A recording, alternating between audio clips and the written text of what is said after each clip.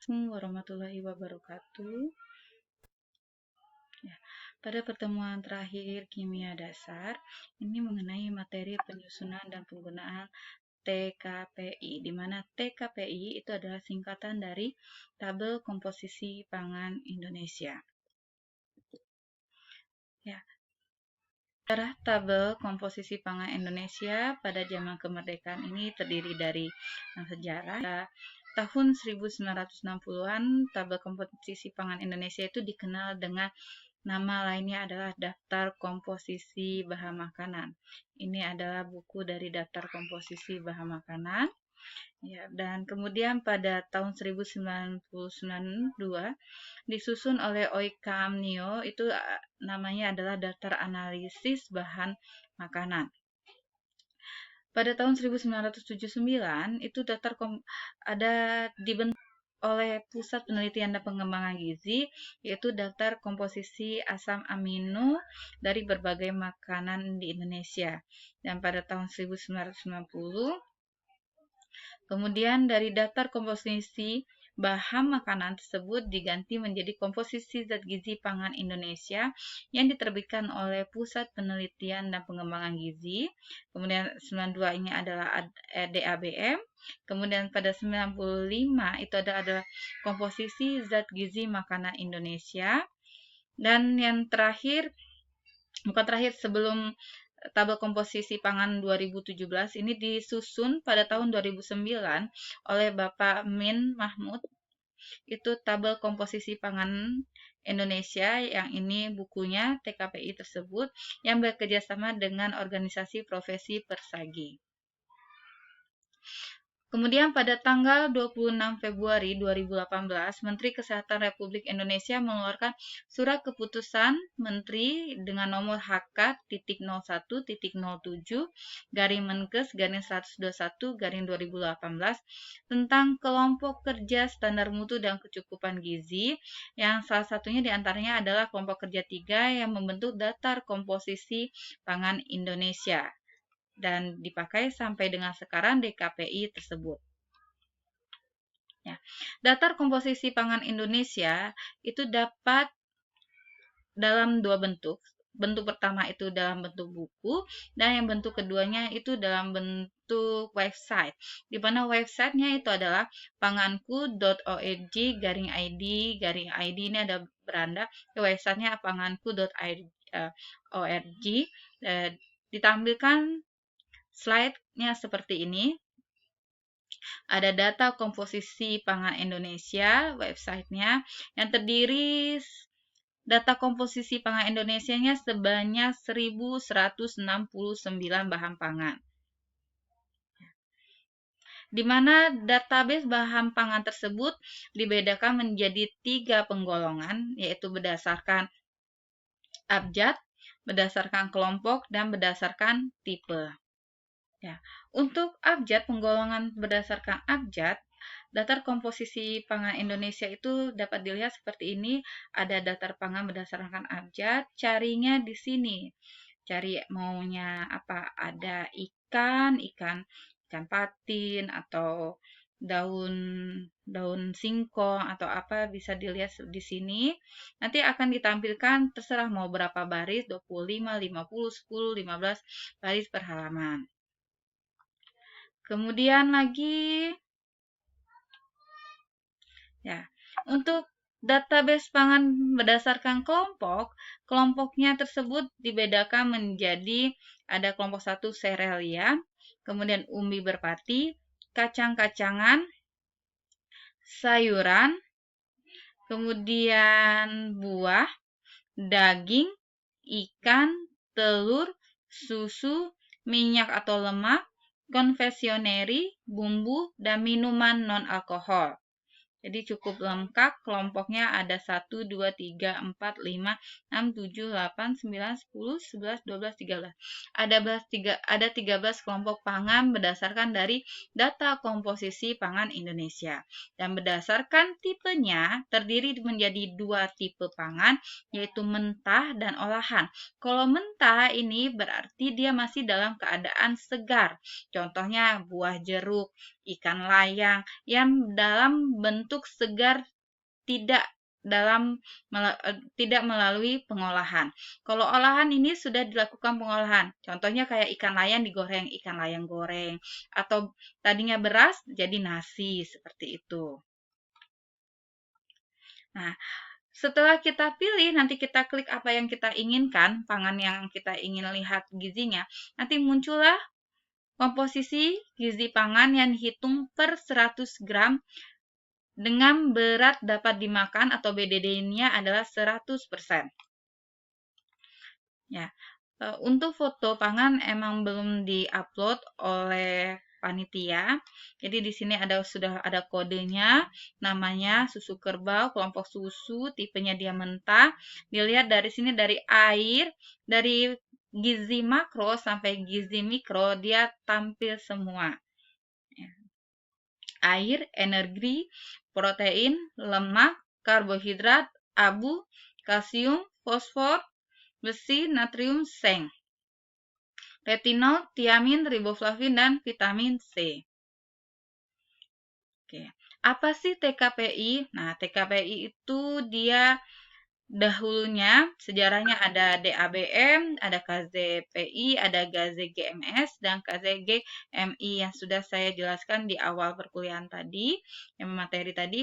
TKPI merupakan kumpulan data yang mengenai berbagai macam jenis bahan makanan yang ada di Indonesia, serta ditambah dengan adanya komponen zat gizi yang dimiliki. Jadi adalah merupakan kumpulan data mengenai berbagai macam jenis bahan dengan disertai komponen zat gizi yang dimilikinya.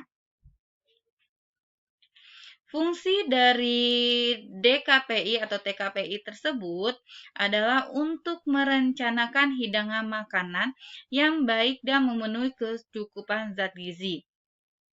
Dan sebagai penilaian pada konsumsi makanan sehari-hari, apakah telah memenuhi kecukupan zat gizi atau tidak. Kita akan beraneka ragam kebutuhan energi berapa kilokalori ya, tergantung antara 2250 sampai 2500 untuk yang dewasa, seperti itu. Jadi intinya orang gizi harus bisa membuat menu yang dinilai nilai gizinya menggunakan tabel komposisi pangan Indonesia atau daftar komposisi pangan Indonesia. Nah, zat gizi di dalam TKPI tersebut atau TKPI itu memiliki satuan dan jumlah menurut angka desimalnya.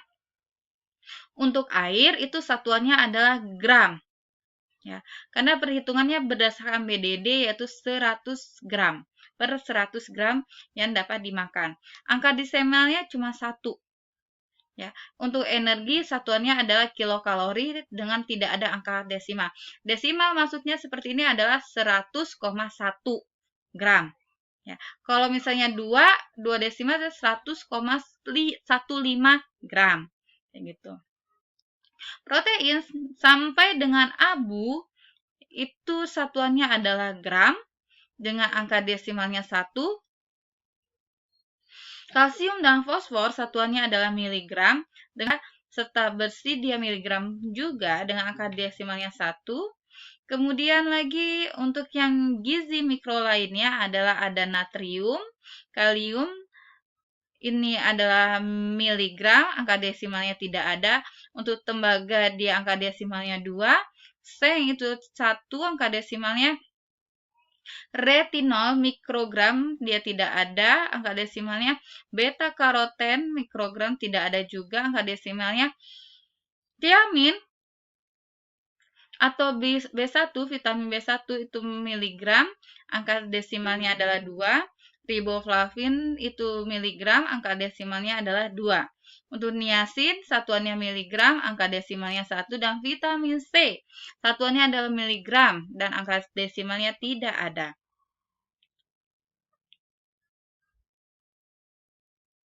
Ya, jadi untuk satuan yang untuk gizi makro biasanya dia gram, dan untuk gizi mikro dia miligram sampai mikrogram.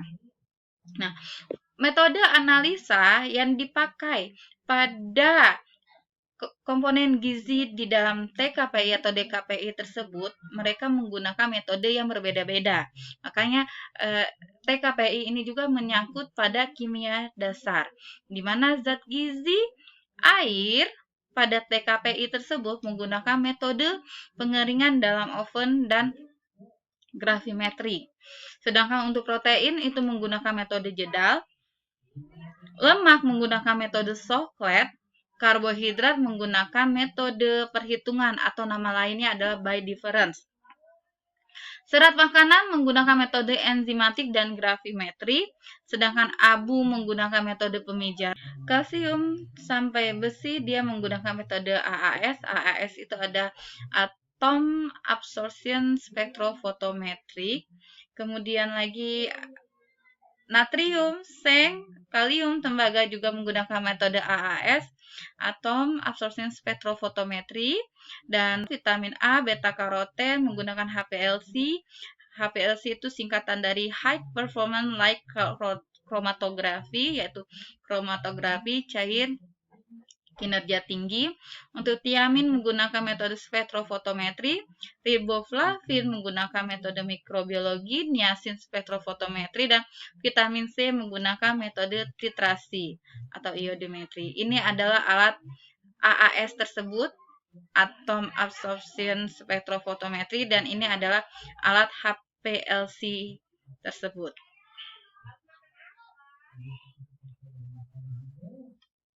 Ya, jadi cukup canggih untuk mengetahui vitamin dan mineral.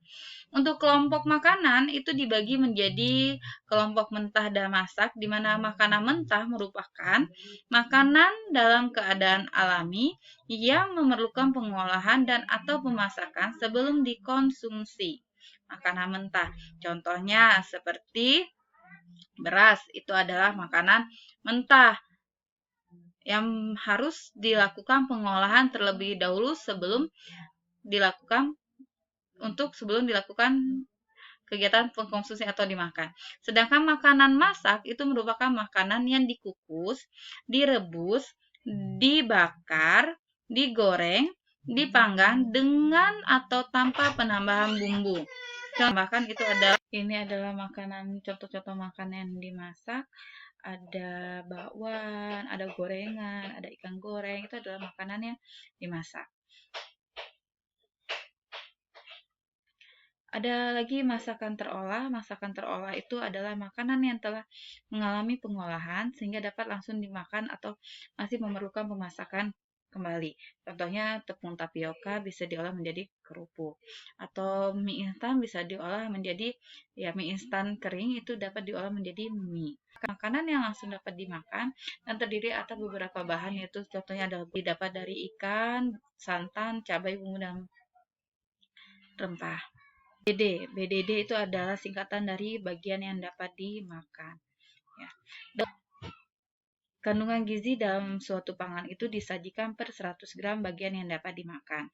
Contohnya seperti ikan ini yang dapat dimakan ya, satu ekor ikan ini yang dapat dimakannya berapa banyak. Jadi tergantung dalam ikan itu yang dapat dimakan biasanya tidak termasuk tulang, sirip, ekor, dan kepalanya. Ada protein. Dalam penentuan kandungan gizi bahan pangan di TKPI, kadar protein menggunakan metode jedal, di mana kadar proteinnya itu diperoleh dengan mengalihkan kadar nitrogen total dengan faktornya adalah 6,25 untuk secara umumnya, faktor koreksinya FK-nya. Tapi faktor untuk makanan tertentu itu ada beras itu faktornya 5,95, gandum 5,83, tepung terigu 5,78, kacang kedelai 5,71, kacang tanah 5,46, biji-bijian 5,30, dan susu 5,38.